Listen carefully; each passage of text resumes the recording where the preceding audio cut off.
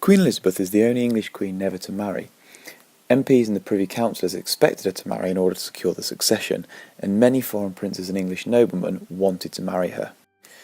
She herself kept her thoughts on the subject private, but we can speculate as to why she never married. Some historians think she chose not to marry in order to protect England's security. She wanted to remain independent of any foreign influence which marrying a foreign prince would have brought. She of course kept everyone guessing on the subject of who she might marry, but never did. This of course had its advantages and disadvantages. Some of the advantages of not marrying meant that Elizabeth could keep sole control of English affairs, namely government and religion. Elizabeth had a range of suitors from different countries. However, her refusal to choose between them allowed her to keep her options open in foreign affairs, whilst at the same time this enabled her to play countries off against each other, making her a strong negotiator.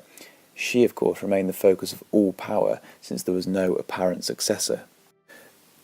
It did, of course, have its disadvantages. Ongoing uncertainty over who would inherit the throne had the potential to lead to plots and attacks to overthrow Elizabeth, which later on in the course we will see. For example, plots from foreign Catholic powers such as Mary Queen of Scots. The Privy Councillors and MPs were frustrated because the succession wasn't settled and they felt this made the country vulnerable. There were plenty of suitors for Elizabeth throughout her reign, but realistically there were only 4 who were genuine contenders. Robert Dudley, who was ambitious but already married. Philip, King of Spain, he'd been married to Elizabeth's sister and was Catholic. Archduke Charles, political advantages but again was Catholic. And Francis, Duke of Alençon, again political advantages, but he died before they were able to match together. So, in more detail, Robert Dudley, the Earl of Leicester, was an ambitious, good-looking courtier. Elizabeth spent a lot of time with him, and people thought they were in love, but there was a big problem. He was already married. When his wife was found dead, there was a scandal and rumours circulated. This led Elizabeth to withdraw from Dudley as her reputation and position as Queen were threatened. King Philip of Spain. In the 1560s, King Philip did actually propose to Elizabeth. He was a Catholic who had been married to Mary, Elizabeth's sister.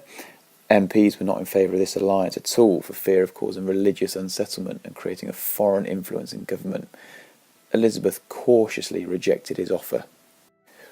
Then you've got Archduke Charles. In 1567, Elizabeth considered marrying Archduke Charles of Austria, but again his Catholic faith meant there were the same religious differences as with King Philip of Spain, and in the end, once again, there was no match. And finally, Francis, Duke of Alençon. Marriage negotiations went on for nearly a decade with Francis, who was heir to the French throne.